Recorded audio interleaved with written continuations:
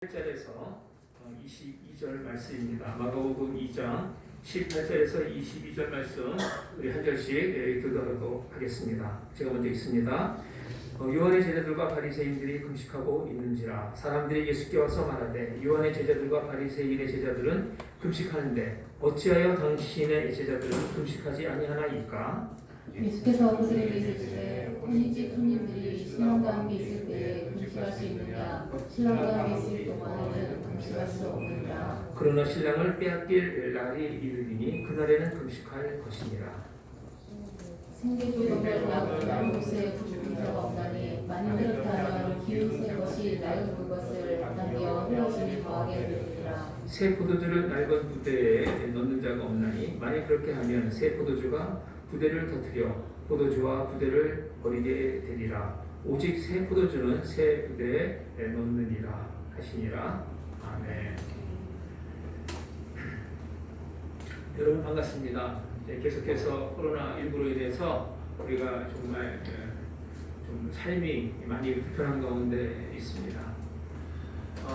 여러분 요즘 스마트폰이 너무 발전해서 사실 스마트폰으로 모든 일들을 다 하고 있는 그 시대에 우리가 살고 있습니다. SNS뿐만 아니라 은행 업무, 그전에는 은행에 가야 되는데 이제는 은행도 안 가고 있는 사무실에서 혹은 집에서 은행 업무를 다 처리하고요. 또 관공서 업무뿐만 아니고 물건 구입도 얼마든지 어디서든지 스마트폰으로 다 할 수 있는 그런 시대에 살고 있습니다. 이렇게 우리가 이게 문명이 발달해서 우리의 삶이 정말 편해졌지만 그러나 반대의 경우도 있습니다. 이 디지털의 이 발전으로 삶이 더 불편한 사람도 있어요. 어떤 사람이냐고요? 왜 그러냐고요? 왜냐하면 이 인터넷 혹은 이 스마트폰, 디지털 이것을 잘 이해하지 못하는 이 사람들에게는 더 삶이 불편해지고 어려워진 것입니다. 배우면 되지라고 생각했지만 많은 사람들은 그 배우는 것이 너무 어렵고 또 생소하고 그래서 더 문명이 발달할수록 더 힘든 삶을 살 수밖에 없는 거죠. 오랫동안 과거의 삶에 익숙한 사람들, 저도 그 사람 중에 포함되겠죠. 새로운 문명을 받아들이는 것이 그렇게 쉬운 일은 아닌 것입니다. 그래서 오늘날의 이 문맹은 자신의 이름을 못 쓰고 신문을 못 읽어서 문맹이 아니고 이 시대에 꼭 필요한 문명의 어떤 그 기기들을 사용하지 못해서 오는 문맹입니다. 이것을 디지털 문맹이라고 이렇게 말할 수 있겠습니다. 그렇다면 여러분 이 디지털 문맹에서 어떻게 우리가 벗어날 수 있겠습니까? 무엇보다도 필요한 것은 의식의 전환입니다. 생각의 전환, 생각을 바꿔야 된다는 겁니다. 과거에 가졌던 그런 생각들을 새롭게 다 지워버리고 새로운 것을 이제 배워야 되는 거죠.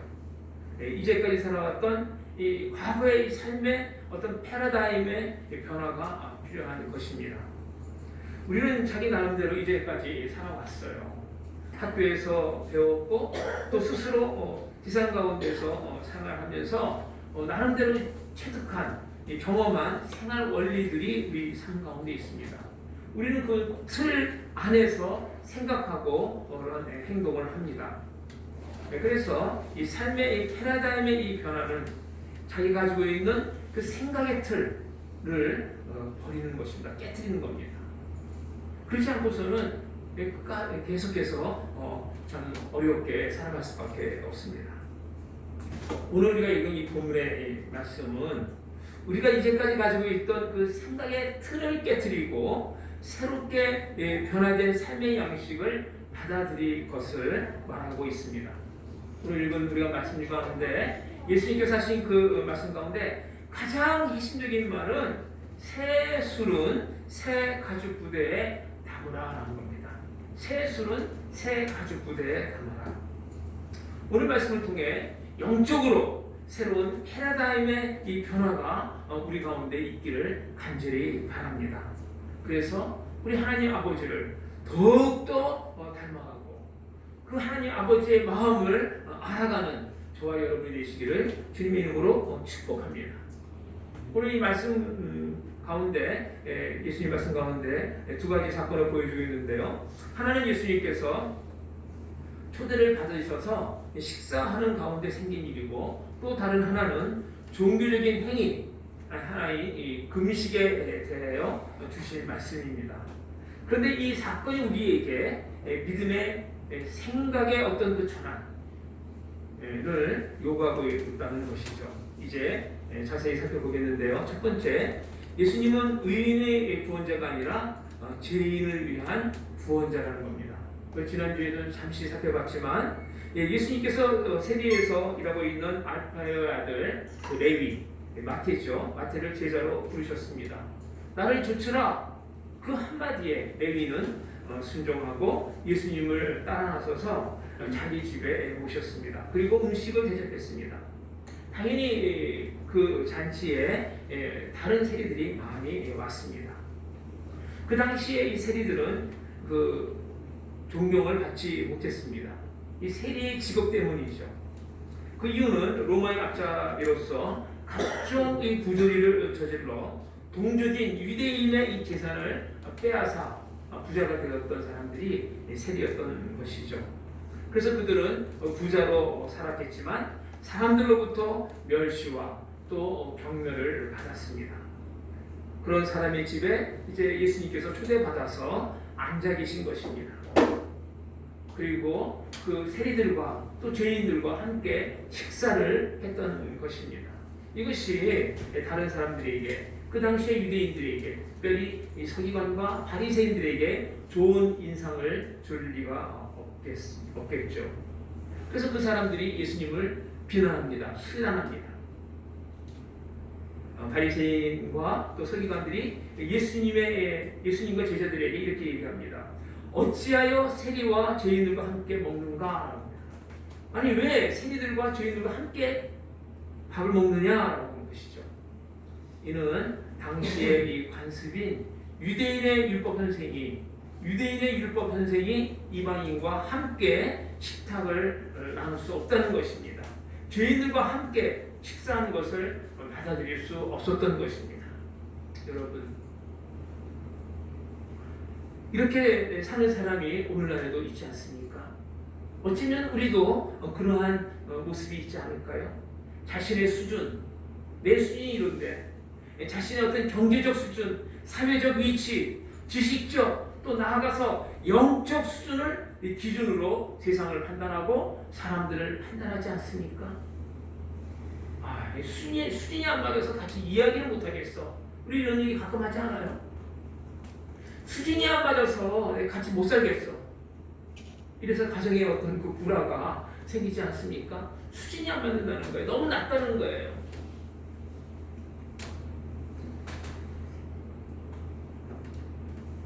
또 수준에 맞는 사람끼리 살아감을 어떤 특권으로 여기지 않습니까?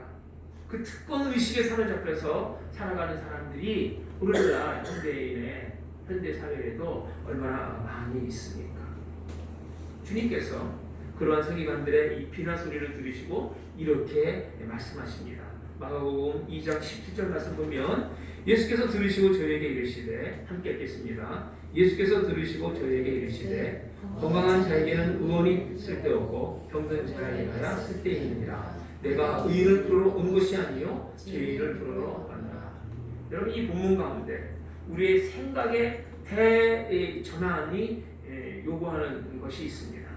왜 예수님께서 오셨는가 하는 것을 다시 생각해 보라는 것입니다. 왜 예수님께서 오셨는가? 우리는 우리의 모임의 수준이 있고 끼리끼리 모여서 우리의 마음을 터놓고 이야기할 수 있는 그런 공동체를 원하고 있는지도 모릅니다. 그래서 마음이 통하고 알아주는 사람끼리 이 교회에 모여서 함께 이야기하고 교제하고 예배드리고 우리끼리 정말 높은 수준을 원하고 있는지도 모르겠습니다. 이것이 나쁘다고 볼 수는 없는데 물론 귀한 일일 수도 있습니다.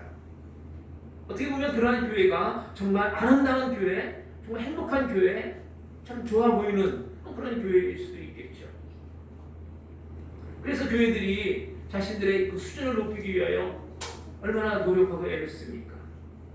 그러나 여러분, 교회가 그런 것입니까? 예수님께서 그런 교회를, 그런 수준 높은 교회를 이루기 위하여 이 땅에 오셨습니까?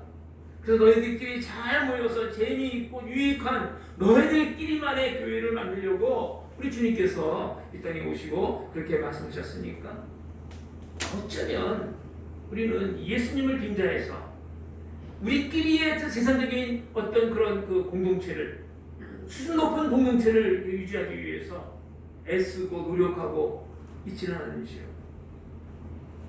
예수님은 반대의 삶을, 반대의 모습을, 또 삶을 우리에게 보여주셨습니다. 왜 예수님께서는 하나님의 신분을 버리고 우리와 같은 몸을 입으시고 이 땅에 오셨겠습니까? 스스로 건강하다고 하는 자, 스스로 자신이 있다고 하는 자, 스스로 수준이 있다, 수준이 높다라고 생각하는 그들에게 정말 예수님은 필요한 것일까요? 예수님은 우리가 세상적인 사고로 이 교회를 생각하고 또 교회의 이 수준을 생각하는 것이 잘못되었다고 지금 이 말씀을 통해서 마가복음 2장 17절 이 말씀을 통해서 지적하고 계시는 겁니다.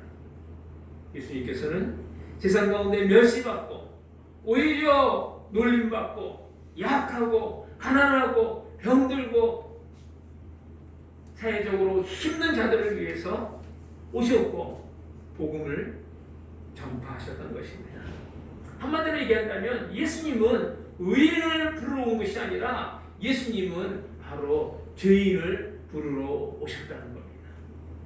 예수님은 그렇게 오셨는데 예수 믿는 우리는 오히려 죄인들을 멸시하고 죄인들을 수준 낮다 그러고 함께 어울리지 아니하고 그러고 있지 않습니까? 우리 교회는 어떻습니까? 사랑하는 성도 여러분, 저는 우리 호산나 하나님의 교회가 예수님을 안 믿는 이 사람들을 위한 교회가 되기를 간절히 바랍니다. 무슨 말입니까? 우리 교회의 수준이 더 낮아져서 예수 안 믿는 사람들이 쉽게 오고 그래서 예수님을 알고 하나님을 만나는 그런 교회가 되기를 간절히 바란다는 겁니다. 그것은 예수님 알지 못하는 이 교회가 예수님을 알지 못하는 사람들을 위하여 예수님을 전하기 위하여 존재한다는 의미입니다. 즉 이 교회도 죄인들을 위해서 존재한다는 겁니다. 여러분, 우리는 신앙생활할 때 반드시 왜 예수님께서 오셨는가를 늘 질문하며 물어보며 신앙생활을 해야 합니다. 바로 내가 예수님의 그 은혜로 구원받은 자임을 잊지 마시기 바랍니다. 우리가 그 은혜로 구원받은 자라면 그럼 우리도 다른 사람에게 정말 마음의 문을 열고 그들을 받아들여야 하지 않겠습니까? 우리가 받은 하나님의 사랑을 다른 사람들에게 보여줘야 할 것입니다. 여러분, 예수님 안 믿는 사람들이 어떻게 하나님을 만날 수 있을까요? 예수님 안 믿는 사람들이 어떻게 하나님을 알 수 있을까요? 예수님을 안 믿는데 어떻게 해요? 그것은 바로 하나님의 사랑을 접하면, 하나님의 사랑을 만나면 그 하나님을 느낄 수 있다는 겁니다. 그런데 그 하나님의 사랑을 누가 증거할 수 있겠습니까? 누가 하나님의 그 사랑을 그 예수님 안 믿는 사람에게 보여줄 수 있겠습니까? 예수님이 왜 이 땅에 오셨는지, 누구를 위해 오셨는지 늘 생각하며 주님을 믿는 저희들 되기를 간절히 바랍니다. 하나님을 믿지 못하는 내 이웃, 하나님을 믿지 못하는 내 친구들, 또 가족, 친척들을 위해 우리가 하나님의 사랑을 그들에게 보여주는 저희들 되기를 간절히 바라고, 또 우리 교회가 그런 역할을, 그런 교회가 되기를 간절히 바랍니다. 우리끼리만의 교회가 되지 않기를 간절히 바랍니다. 주님의 사랑을 늘 나타내고 보여주는 그런 교회, 그런 교회를 우리 주님께서 원하실 줄 믿습니다. 아멘. 두 번째 의식의 이 변화는 금식에 관한 이 교훈입니다. 마가복음 2장 18절 말씀인데요. 함께 읽겠습니다. 시작. 요한의 제자들과 바리새인들이 금식하고 있느니라. 거기 예수께 와서 말하되 요한의 제자들과 바리새인의 제자들은 금식하는데 어찌하여 당신의 제자들은 금식하지 아니하나이까. 여러분, 이 금식이 정말 어떤 면에서 영적 수양에 좋은 것은 사실입니다. 예수님 당시에 사람들은 육체적인 어떤 그 욕심, 육체적인 어떤 그 소욕 중 가장 이 기본적인 욕구 중 하나가 식욕인데, 식욕을 억제하면 하나님께 더 가까이 갈 수 있다라고 이렇게 생각을 했습니다. 그렇게 믿었습니다. 틀린 것은 아닙니다. 지금도 그렇게 생각하기도 합니다. 금식의 유익이 많이 있습니다. 우선 육체적으로 이렇게 금식이 건강에 좋다는 그런 연구결과도 있습니다. 그런데 여러분, 영적인 면에서 더욱더 좋습니다. 금식하면서 기도하고, 금식하면서 묵상하고, 금식하면서 하나님과 교제하는 이런 것들은 더 간절하게, 더 집중적으로 하나님 앞에 나아갈 수 있는 것입니다. 그래서 이 구약의 금식에 관한 교훈도 있고요. 또 특별히 대속죄일에는 모든 이 하나님 믿는 사람들은 금식하도록 이렇게 되어 있습니다. 근데 문제는 그 당시 예수님 당시의 바리새인들은 구약에서 얘기하고 있는 그것보다 더 많이, 더 자주 금식을 했던 것입니다. 한 바리새인의 고백입니다. 누가복음 18장 12절 말씀 보면 이렇게 고백합니다. 읽겠습니다. 시작. 나는 일에 2번씩 금식하고 또 소득의 11조를 드리나이다. 대속죄일에는 금식하라고 구약의 율법에 되어 있는데, 이 바리새인은 이틀에 2번이나 금식한대요. 그렇게 하고 또 소득의 11조를 드린다 하면서 자기 자신을 이렇게 이야기하고 있습니다. 이 성경 말씀 보면 이 세례 요한은 금욕주의자로 금식을 자주 했습니다. 세례 요한과 그의 제자들이 얼마나 자주 금식을 하였든지 사람들이 이 세례 요한과 이 제자들이 귀신이 들리지 않았냐 할 정도로 비난을 받을 정도로 그렇게 금식을 자주 했던 것입니다. 마태복음 11장 18절 말씀 보면 이렇게 이야기하고 있습니다. 함께 읽겠습니다. 요한이 와서 먹지도 않고 마시지도 아니하며 자기가 말하기를 귀신이 들렸다. 이렇게 얘기할 정도로 자주 했던 것입니다. 서기관, 바리새인, 그리고 세례 요한의 이 금식 행위는 이 종교적 열심과 또 형식을 갖추고 있습니다. 그들은 우리가 지금 금식한다라고 이렇게 선포하고 금식을 했던 것입니다.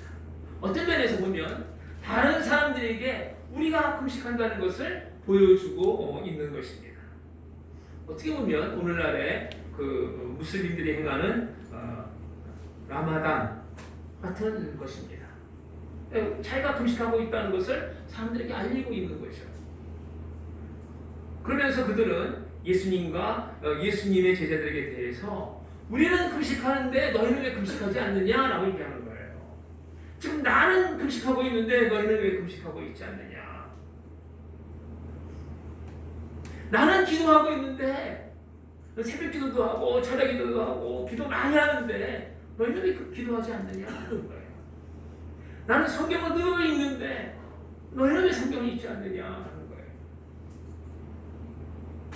비판하는 겁니다. 여러분, 문제는 이처럼 금식하고 기도하고 성경 읽고 이런 모든 이 정말 귀한 이 신앙의 행위가 형식이 되어서는 안 된다는 거예요.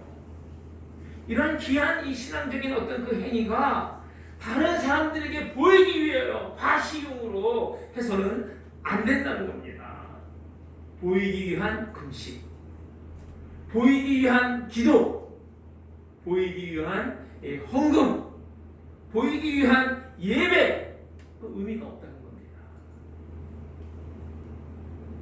우리가 알아야 할 것은 예수님도요, 이 금식을 무시하거나 부정적으로만 말씀하지 않으셨어요.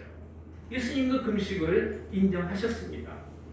마태복음 6장 16절에서 18절 말씀을 보도록 하겠습니다. 함께 읽겠습니다. 금식할 때 너희는 외식하는 자들과 같이 슬픈 기색을 내지 말라. 너희는 금식하는 것을 사람에게 보이려고 얼굴을 흉하게 하느니라. 내가 진실로 너희에게 이르노니 저희는 자기 상을 이미 받았느니라. 너는 금식할 때 머리에 기름을 바르고 얼굴을 씻으라. 이는 금식하는 자로 사람에게 보이지 않고 오직 은밀한 중에 계신 내 아버지께 보이게 하려 함이라. 은밀한 중에 보시는 내 아버지께서 바꾸시리라. 여러분, 예수님은 금식을 금한 것이 아니라 보이기 위한 금식을 책망하시는 것입니다. 금식하면은 더 정말 얼굴도 깨끗이 씻고 머리도 단정을 잘하고 그렇게 하라는 거예요. 보이기 위해서 어떤 신앙적인 행위를 하지 말라는 겁니다. 형식적인 신앙생활을 하지 말라는 겁니다. 은밀하게 해야 할 이 금식을 당시 유대인들은 공개적으로 행사 위주로 했던 것입니다. 이 신앙생활을 행사로 하는 거예요. 그때 예수님께서 뭐라고 말씀하시냐면은 마가복음 2장 19절에 이렇게 말씀하십니다. 함께 읽겠습니다. 시작. 예수께서 저에게 이르시되 혼인집 손님들이 신랑과 함께 있을 때 금식할 수 있느냐? 신랑과 함께 있는 동안에는 금식할 수 없나니. 여러분, 이 금식을 설명하시기 위해서 예수님께서는 이 결혼식을 예로 드십니다. 유대인의 이 결혼식은 며칠씩 계속 되곤 했습니다. 그 기간 동안 이 손님들은 신랑 신부들과 함께 즐거운 잔치를 계속합니다. 이 풍습을 빗대어서 금식하지 않는다고 비판하는 자들에게 예수님께서 교훈을 하고 계시는 겁니다. 여기서 우리는 한 가지 재미있는 사실을 발견하게 되는데, 그것은 예수님의 오심, 예수님께서 오시는 것이 결혼식으로 표현을 하고 있다는 겁니다. 사랑하는 성도 여러분, 우리가 예수 그리스도를 믿는다는 것은, 우리가 예수를 믿는다는 것은 신랑이신 예수님과 성도가 결혼하여 새로운 인생의 시대가 시작되고 있음을 말하고 있는 거예요. 우리가 예수를 믿는다는 것은 예수님과 결혼하고 있는 거예요. 예수님은 신랑이고 우리가 예수 믿는 모든 우리 성도들이 식구가 되는 겁니다. 또 하나님께서 이스라엘 백성들과의 관계를 설명할 때 이렇게 이 혼인 관계로, 결혼 관계로 설명을 하신 것입니다. 그리고 예수님께서 교회를 설명할 때 역시 혼인 관계로, 이 결혼 관계로 설명을 하셨습니다. 예수님은 신랑이고 교회가 바로 신부라는 거예요. 에베소서 5장 31절 32절 말씀입니다. 함께 읽겠습니다. 시작. 이러므로 사람이 부모를 떠나 그 아내와 합하여 그 둘이 한 육체가 되지 이 비밀이 크도다. 내가 그리스도와 교회에 대하여 말하노라. 예수님과 교회의 관계가 어떤 관계냐? 바로 신랑과 신부의 관계다라고 지금 예수님 성경은 이야기하고 있는 것입니다. 이것이 비밀스러운 일이에요. 하나님께서는 우리를 예수 그리스도와 연합시켜서 구원의 완성을 이루시는 것이라고 말씀하고 있습니다. 근데 여러분, 이 결혼식의 분위기가 어떻습니까? 결혼식 때 울기도 하죠. 너무 이제 딸을 그 결혼시킬 때 부모가 생각하면서 그 딸이 성장 과정을 생각하면서 또 앞으로 살아갈 그 삶을 생각하면서 그 딸 때문에 이렇게 눈물이 나긴 하지만 결혼식 그 자체는 정말 즐겁고 행복하고 웃음이 넘치는 그런 것이 아니겠습니까? 기쁨이에요. 결혼식은 한마디로 기쁨입니다. 웃음과 감사와 즐거움이 넘치는 분위기가 바로 결혼식입니다. 여러분, 예수 믿는 자의 특징이 바로 이것입니다. 우리 그리스도인의 특징이 바로 이것이에요. 그리스도인은 어떠한 상황 가운데 있다 할지라도 그 10년 가운데 기쁨이 넘쳐야 된다는 겁니다. 왜요? 우리 신부고 신랑이신 누구요? 예수님이 계시기 때문에 그래요. 우리의 신앙생활은 결코 어떤 도덕적 수양을 쌓아 나아가는 그런 과정이 아닙니다. 슬픔과 자기의 정욕을 억제하는 그런 어떤 행위가 아니라는 거예요. 혼인잔치에 들어가기 전 신랑과 함께 있는 그 자리에 여러분 수도 생활이 필요하겠습니까? 금식이 필요하겠습니까? 결혼식 하는데 음식이 많이 차려놓고 이제 먹고 즐겨야 되는데 금식해야 되는데요. 금식이 필요하겠어요? 그때는 필요하지 않은 거예요. 그때는 먹어야 할 때입니다.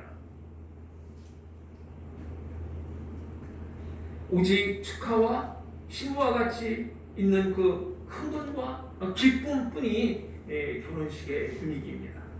예수님께서 이렇게 오셨어요. 이제 새로운 시대가 열렸다는 겁니다. 예수님과 함께하는 그 시대가 열렸고 지금 우리가 예수님과 함께 살아가는 시대에 은혜의 시대에 우리가 지금 살아가고 있습니다. 시대가 바뀌었습니다. 상황이 변했습니다. 이런 이 인식을 하고 생각의 이 전환이 요구되고 있는 것입니다. 우리는 예수님으로 인해서 정말 기쁘고 정말 풍성하고 영광스러운 그런 은혜의 시대에 지금 살고 있습니다. 제가 내 삶을 억누르고 지배하는 시대에서 참 자유를 누리는 그런 시대에 우리가 살고 있는 것입니다. 시대가 전환되었던 것입니다. 주님과의 그 연합된 이 삶이 예수님을 믿는 그 순간으로부터 시작해서 지금 시작된 것입니다. 신랑 신부가 결혼해서 함께 삶을 살 때 가장 큰 어려운 것이 뭐냐면은 생각의 변화예요. 특히 여러분 같은 경우 그 국제 결혼하신 분들, 다문화 가정 같은 경우 참 힘들죠. 생각이 차이가 많이 나잖아요. 왜냐하면 이제까지 그렇게 살아왔거든요. 여러분이 한국에 살면서 러시아에서 오신 분들이 말씀드리면 러시아나 중앙아시아에서 오신 분들 보면 나의 생각, 습관 이런 것들은 다 루스키인데 여기 한국에서 보니까 완전히 까레스키라는 잘 안 맞아요. 근데 그런 두 사람이 만나서 같이 살면 안 맞는 게 당연하죠. 맞으면 그 이상한 거예요. 안 맞아야 돼요. 그래서 행복한 이 결혼 생활을 하기 위해서는 먼저 생각의 변화가 있어야 돼요. 생각의 전환. 이제까지 내가 생각했던 거 다 버려야 돼요. 왜 부부싸움이 신혼부부에게 더 자주 일어나고 크게 일어납니까? 그것은 바로 생각의 차이에서 오는 어떤 그 충돌, 성격적 이 충돌이 바로 싸움의 현장이라는 것이죠. 빨리 이 상황을 파악하고 자기 생각을 내려놓는다면 그만큼 다툼이 적어질 것입니다. 그래서 예수님께서는 이 사실을 이 두 가지 비유로 말씀하시는 거예요. 생배 조각을 낡은 옷에 붙이는 자가 없다는 겁니다. 또 새 포도주를 낡은 주머니에 담는 자도 없다. 생각은 새로운 사고의 틀에 담아야 한다는 겁니다. 우리 마가복음 2장 21절 22절 함께 읽도록 하겠습니다. 시작. 생배의 조각을 낡은 옷에 붙이는 자가 없나니 만일 그렇게 하면 기운 새 것이 낡은 것을 당기어 헤어짐이 더하게 되느니라. 새 포도주를 낡은 가죽 부대에 넣는 자가 없나니 만일 그렇게 하면 새 포도주가 부대를 터뜨려 포도주와 부대를 버리게 되리라. 오직 새 포도주는 새 부대에 넣느니라 하시니라. 오직 새 포도주는 새 부대에 넣는다고 이렇게 이야기를 하고 있습니다. 여러분 로마에 가면 로마의 법을 따라야 한다라는 말이 있습니다. 여러분 결혼을 하면 신랑 신부가 결혼하면 각각 이전에 자기가 살아왔던 그런 가치관, 생각 이런 것들을 고집하면 안 돼요. 생각의 전환, 삶의 패러다임의 변화가 반드시 있어야 되는 겁니다. 마찬가지로 그리스도인은 하나님 나라에 들어온 그 자는 하나님 나라의 법, 하나님 나라의 규칙을 따라야만 된다는 것입니다. 우리 예수 그리스도를 믿는 우리들이 세상의 법을 따라가면 충분히 생기는 거예요. 여러분의 사고는 변화되었습니까? 대전환이 되었습니까? 아니면 아직도 옛 생각, 옛 습관, 관습에 머물러 있습니까? 의식의 전환, 그것은 쉽지는 않습니다. 어쩌면 영영 불가능한 일일지 모릅니다. 제가 이렇게 들어보면 아무리 설명을 해줘도 상대방이 그 배우자가 이해를 못하고 자기 과거의 습관대로 고집대로 한다는 얘기를 많이 듣습니다. 참 힘들어요. 이건 어쩌면 평생 바뀌지 않을 수도 있어요. 그래서 우리는 오직 하나님의 은혜를 사모해야 합니다. 우리 힘으로 안 될 수 있어요. 그러나 주님께서 함께 하시고 주님께서 은혜를 주시면 조금씩 고쳐나갈 수 있는 것입니다. 중요한 것은 우리의 자세예요. 내가 내 것을 고집하지 않겠다라는 그런 자세. 사랑하는 성도 여러분, 우리는 예수님의 잔치에, 은혜의 잔치에 초대받은 하객들입니다. 그리고 우리들은 그 잔치에 또 신부로서 주인공도 됩니다. 여러분, 이 혼인 잔치에 참여할 준비가 되었습니까? 여러분은 예수님의 사랑, 예수님의 그 공의, 용서, 기쁨이 함께하는 그 잔치에 참여할 준비가 되었습니까? 아니면 아직도 자신의 어떤 울타리를 이렇게 만들어 놓고 생각의 틀 가운데 갇혀서 오히려 상대방을 비난하고 예수 그리스도를 비난하고 잔치를 비난하고 평가하는 그런 어리석은 신앙생활을 아직도 하고 있지는 않는지요.